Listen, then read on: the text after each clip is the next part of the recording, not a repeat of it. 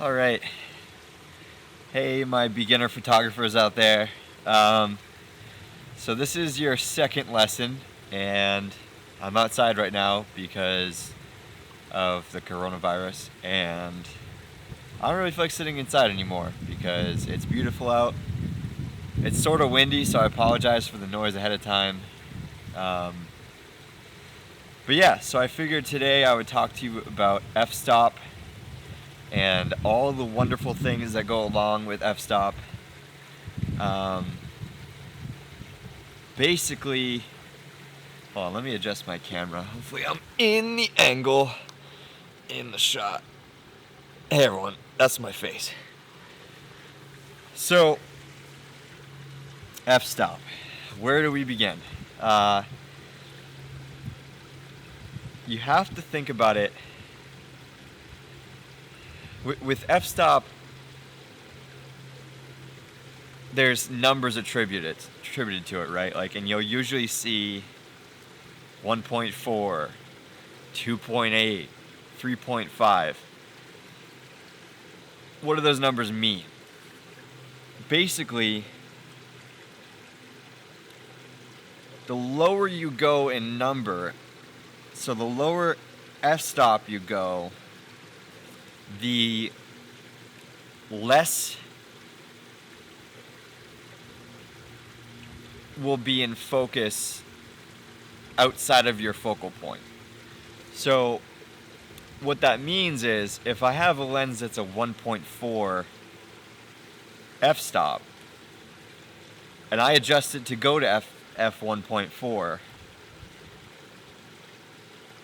only my face will be in focus, which is what's happening right now. Right now I have my 24mm Z series Nikon lens on there, and it's at f1.8. So you're probably, if it's working well and focus is working, autofocus is working, you probably only see my face in focus, and everything back here is probably not in focus that well, right? So if I were to adjust to, let's say, an f6, you'll usually see it like f/6. A lot of this behind me, even maybe some stuff in front of me, will be in focus. Now, why does that matter? It matters because if you're doing portrait photography, usually, I say usually because there are always some exceptions, you want the people or the subject that you are photographing to be the only thing in focus. And a nice blurred out background creates really cool colors, and it just looks nice. Now that's subjective to say that, but it's pretty much standard in the photography world, so I don't know. But you know, you might see photographs like I've taken before. Maybe I'll put it like up there or something, or in front of my face right now,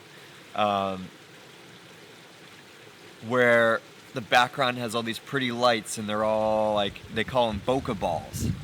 A lot of photographers enjoy that bokeh ball look, and bokeh, if you see it, it's Bokeh, I believe. All that really means is the blurred out background that you see. So bokeh balls are the lights that have like a nice circle, like Christmas lights that turn into blurred backgrounds. It's really windy, I'm sorry. But and that's a really cool look. And you know, like iPhones and stuff are trying to imitate that now, but it doesn't look as good as if you do it with a nice lens. The only problem with lower f-stop lenses is they're usually more expensive. So if you do like an 1.4 lens, that's going to be way more expensive than, you know, your kit lens that only the minimum is 3.5. Now, aside from portraiture, f-stop also affects your lighting. So everything that you do, affects your exposure, meaning your lighting in an image. So, say it's a bright day like this. If I'm at an f1.8, it's the spherical blades inside the lens are open wider. So that's the confusing thing about f-stop is it's a little bit counterintuitive. The lower you go in f-stop, the wider, the bigger the lens is opened up to let more light in, and vice versa. So right now, my lens is letting in a lot of light because I want me to be in focus and nothing in the backdrop. And I'm actually using an external filter on my camera because if I wasn't, this image would be too bright. And I'll take it off right now to show you.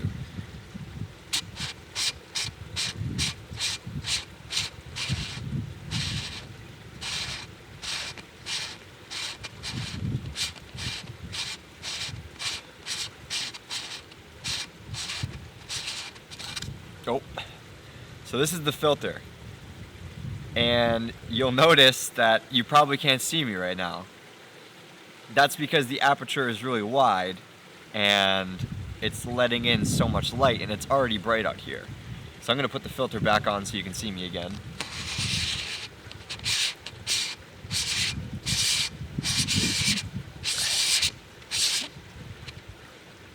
So that's something that you have to take into mind when it's really bright out. Sometimes if you want a lower aperture and it's super bright out, you can adjust your shutter speed and make it higher.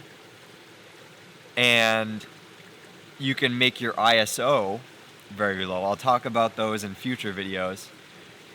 But you can't always get away with that. So hence purchasing a ND filter, which goes in the outside and adds a filter of black or darkness to your photo. So it's kind of like adding sunglasses to your lens. So if you're in a dark room instead of bright daylight, you would want to have your aperture or your f-stop at the lowest possible number within reason, because you also don't want to, like if you're shooting a concert, say, and you're at an f1.4 and you miss the point of focus and you maybe get the person's guitar or something, their face isn't going to be in focus. So usually I shoot concerts at a f2.4, f2.8 if I can get away with it. There are a lot of nice f2.8 lenses out there that are zooming, that are good for concerts because it's a different scenario. I'm gonna wait for the wind to die down again, and hopefully my camera's not gonna work. Oh my god!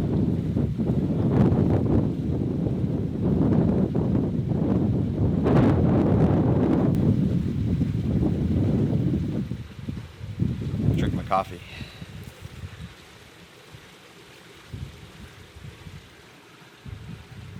Alright, so dark rooms. Not dark rooms as in film photography, but dark rooms. So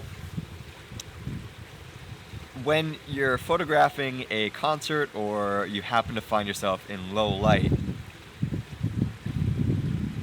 the lower the f-stop, the more light your lens is letting in. Therefore, the better your exposure will be. But usually if you're starting out, a lot of the cameras will come with kit lenses. They're the cheapest lenses, and they're usually not all that great.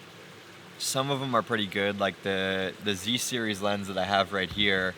It's a tiny little lens, but it's like, and if you look at the lens you're buying, you'll see, 3.5 to 6.3 on the lens.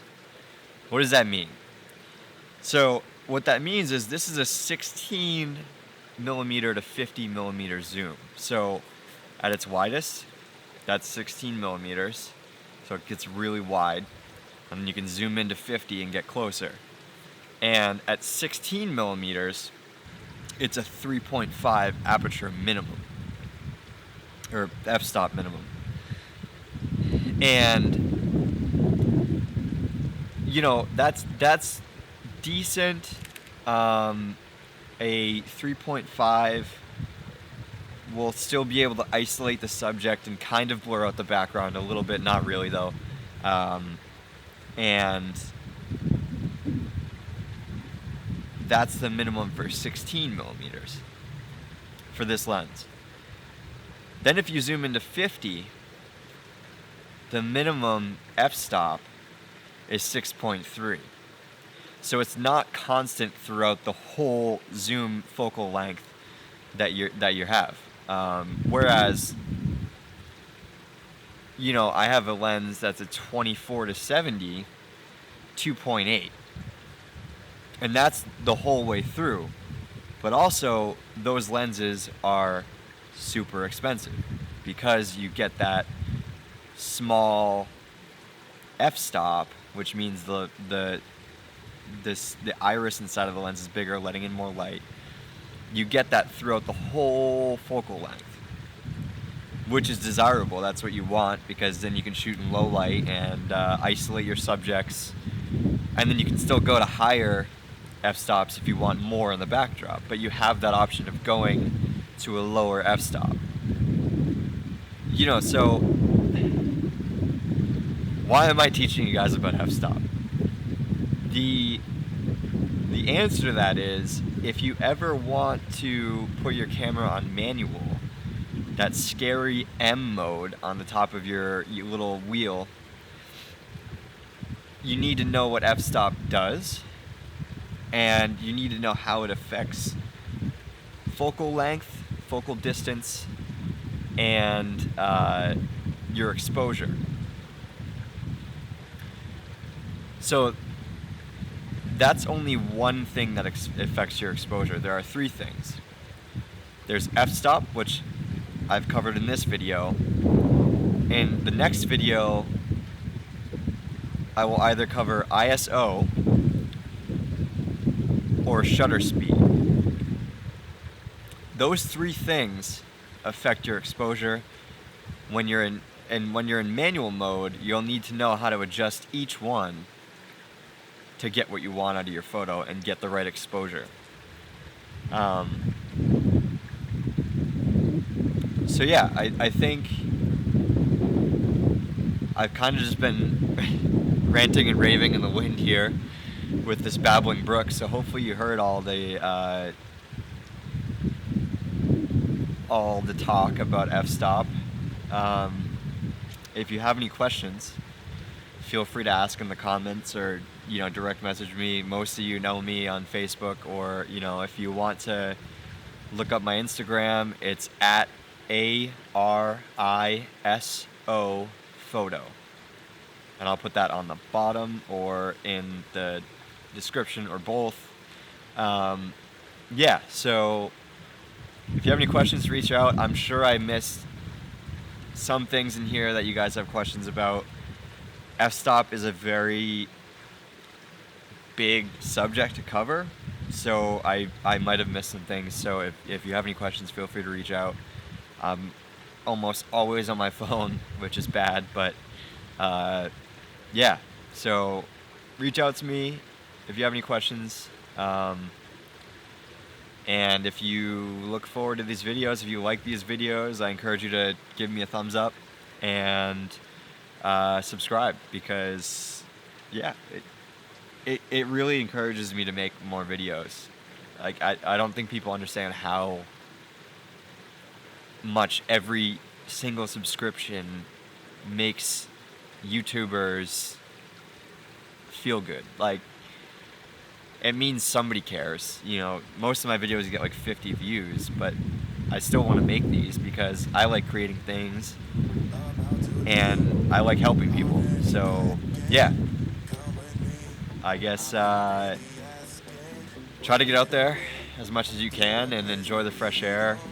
You know, the beauty of, I guess not the beauty, but the silver lining to this whole coronavirus thing is it's not happening in the dead of winter. It's happening as spring is coming and we get this nicer weather and the sunshine, and we get to do these things outside. So get outside as much as you can. Don't interact with people unless you're stuck with somebody in the house or kids. Yeah, and just keep up the positivity. See ya.